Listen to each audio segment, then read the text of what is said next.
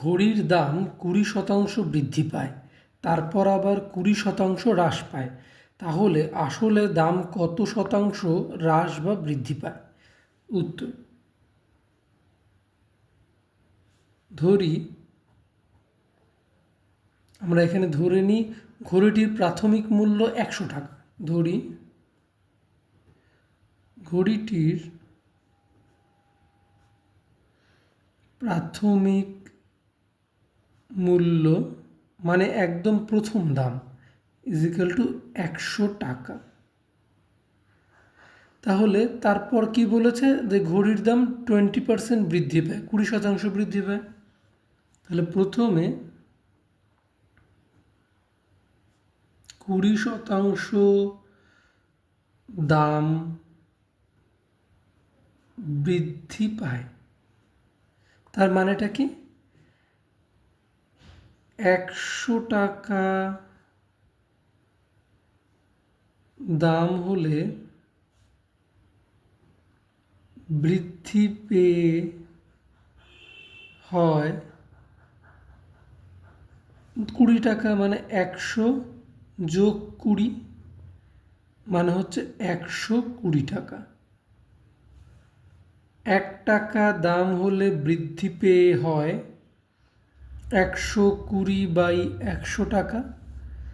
আর আমরা ঘড়িটির প্রথম দাম সেটা আমরা 100 টাকাই ধরেছি, তাহলে 100 টাকা দাম হলে বৃদ্ধি পেয়ে হয় 120/100 নিচে ইন্টু 100, তাহলে উপরের নিচের 100 কেটে গেল, তাহলে 120 টাকা।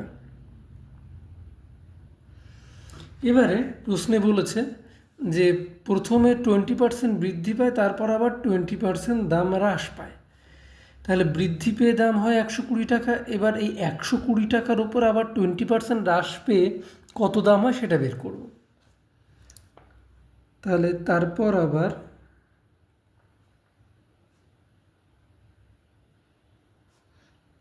20% দাম হ্রাস পায়, তার মানেটা কি?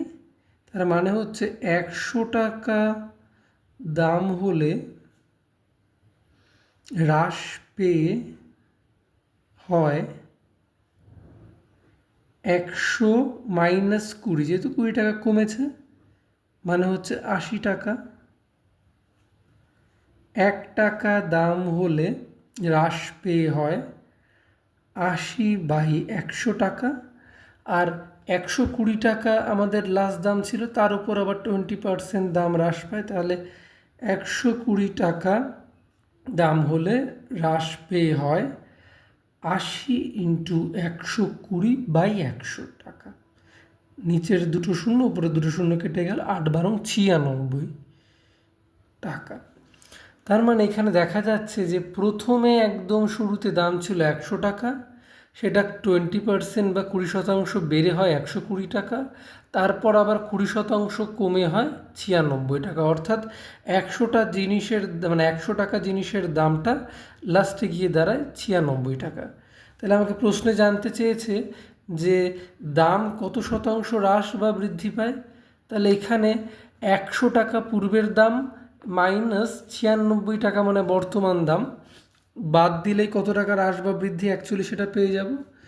সুতরাং ঘড়িটির দাম আসলে 100 মাইনাস 96 টাকা বা 4 টাকা হ্রাস পায়। আর প্রশ্নে জানতে চেয়েছে কত শতাংশ হ্রাস বা বৃদ্ধি পায়। তাহলে ঘড়িটির দাম শতকরা হ্রাস পায়। শতকরা হ্রাস পেতে গেলে তার ফর্মুলা হচ্ছে ওপরে লিখতে হবে টোটাল হ্রাস অর্থাৎ 4 টাকা বাই নিচে প্রাথমিক দাম মানে 100 টাকা। এই যে প্রথমেই প্রাথমিক দাম 100 টাকা ধরে নিয়েছি আমরা, ইন্টু যেহেতু শতকরা চেয়েছে ইন্টু 100 বাইরে পার্সেন্ট। তাহলে ওপরের আর নিচের 100 কেটে গেল, থাকলো হচ্ছে 4%। এটাই হলো অ্যান্সার।